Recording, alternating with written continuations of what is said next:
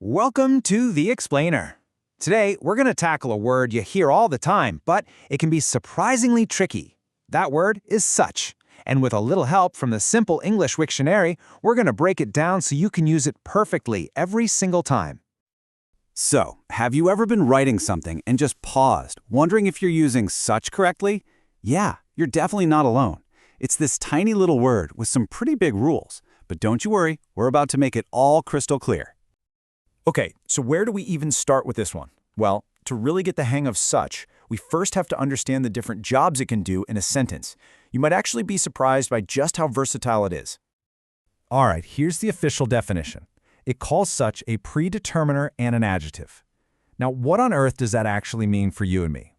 Let's just forget the fancy terms for a second and break its function down into three main uses. We'll go through them one by one.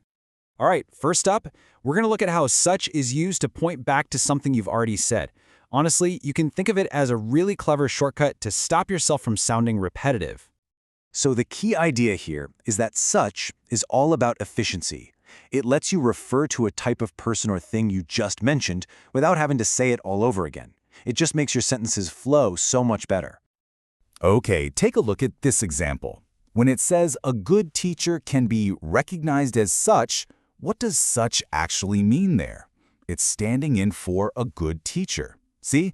It's way smoother than saying a good teacher can be recognized as being a good teacher. That's just clunky. All right, let's move on to the second big use for such. And this is one you probably see and maybe even use all the time without really thinking about it. We're talking about introducing a list of examples. This is probably its most common job, right?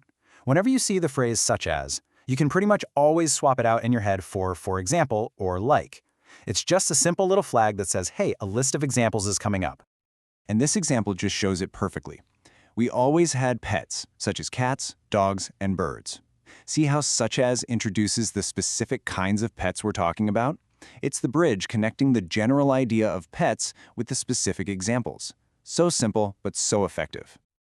And now for our third and final use, adding emphasis.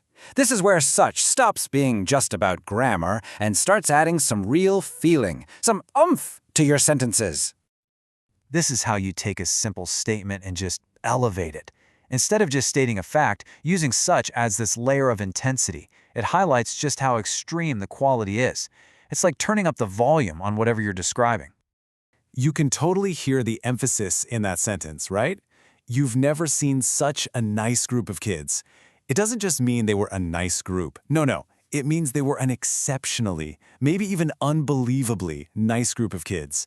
That little word such is what gives the whole sentence its power.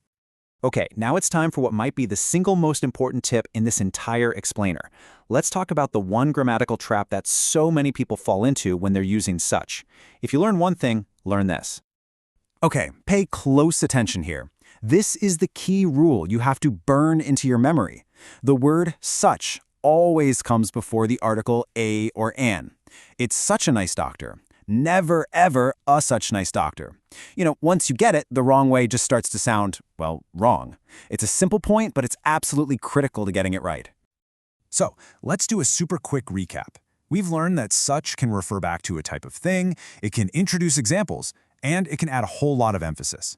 And of course, that golden rule, it's such a, never a such. The article always comes after. So now that such is no longer a mystery, it kind of makes you wonder, doesn't it? What other small English words are hiding some powerful rules right in plain sight? Something to think about. Thanks for watching.